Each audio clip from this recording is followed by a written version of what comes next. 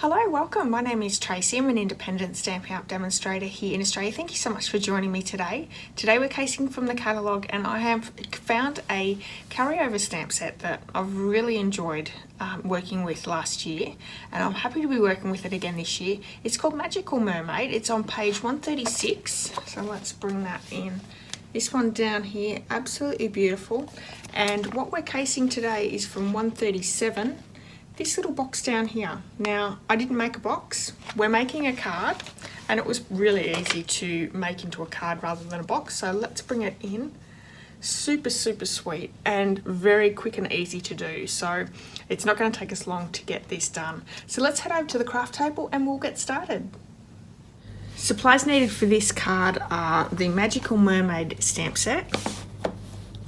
I have the stitched shape framelit dies, and I've got the second largest in the stitched square.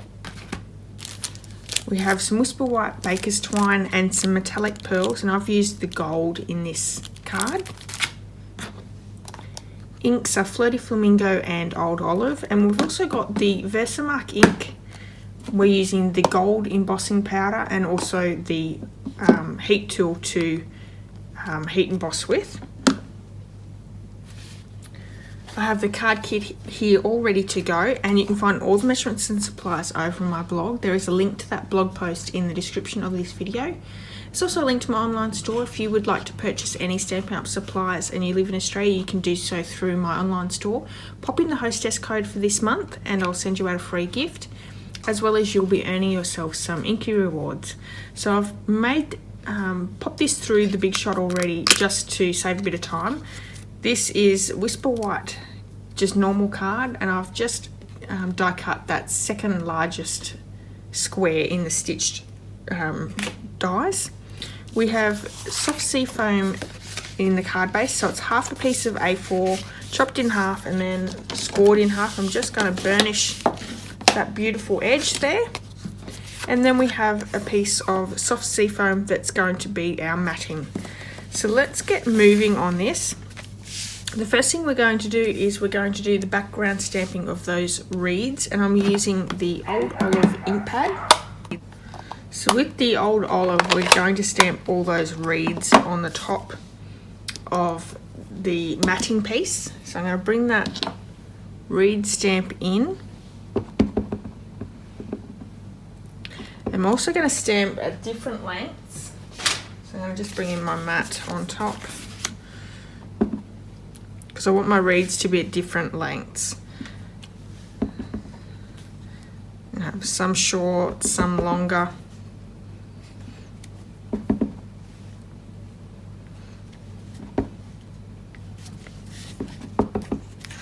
And you can please yourself how are you going to stamp this piece. Okay, so I'm really happy with that. It's the reeds are flowing down at different lengths. So the next thing we're going to do is we're going to bring in that piece of Whisper White that we have stitched, use that stitched die to cut out. I'm going to bring in the Flirty Flamingo ink. I'm going to stamp that sentiment, "I'll never stop believing in you." I'm just going to stamp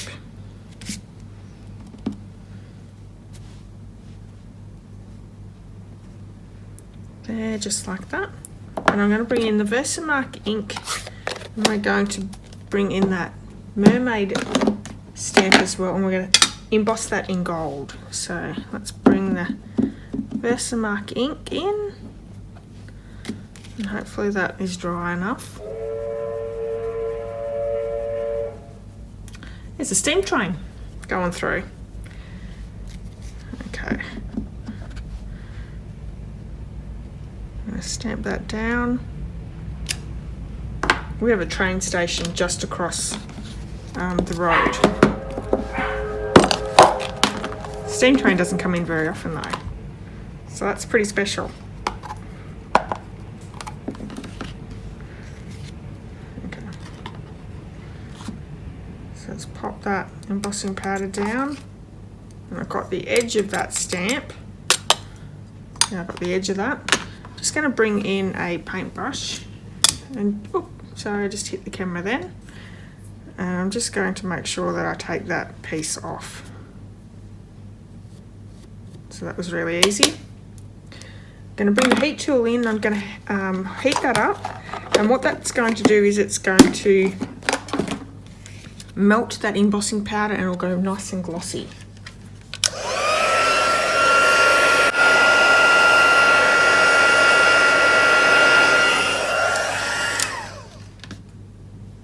So it's really quick and easy, and look how beautiful that is embossed.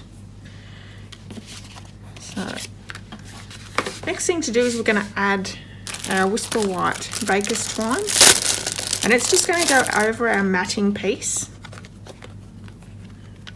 I'm going to try and get those kinks out. I still have some of the old twine on the cardstock. It now comes in on a roll, so it doesn't have those kinks, but until I use it, we're still going to use this one. So I'm just going to wrap it round, and I'm going to wrap it through, let's see, a few times, because I want it to be, I think that's good. So I'm going to cut off that end.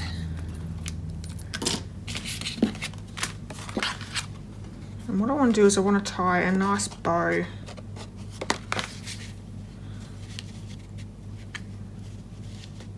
just down the bottom.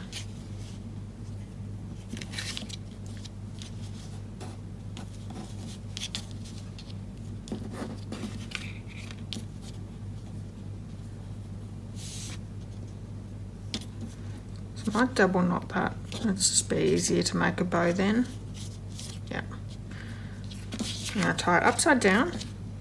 I find that knots or bows upside down tie a lot better, although it can be a little bit fiddly with Baker's twine.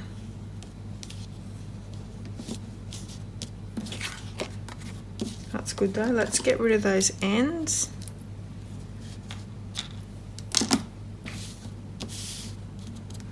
Pop our sentiment piece up with some dimensionals, so bring some of those in.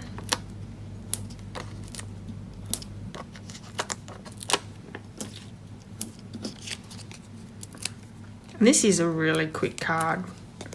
There's not a lot to it, but it's really pretty. I think it's a really pretty card. Positioning that where I want it in the middle there.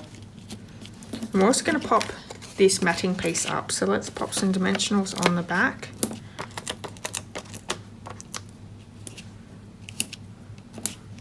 And stick one in the middle.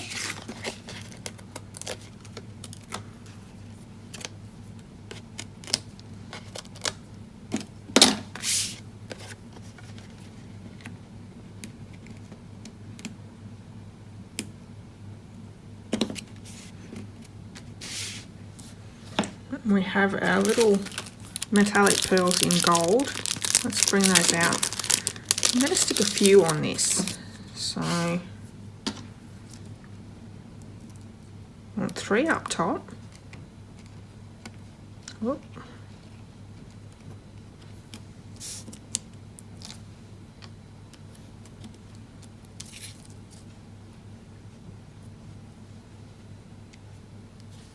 There we go, and 2 on the left-hand side.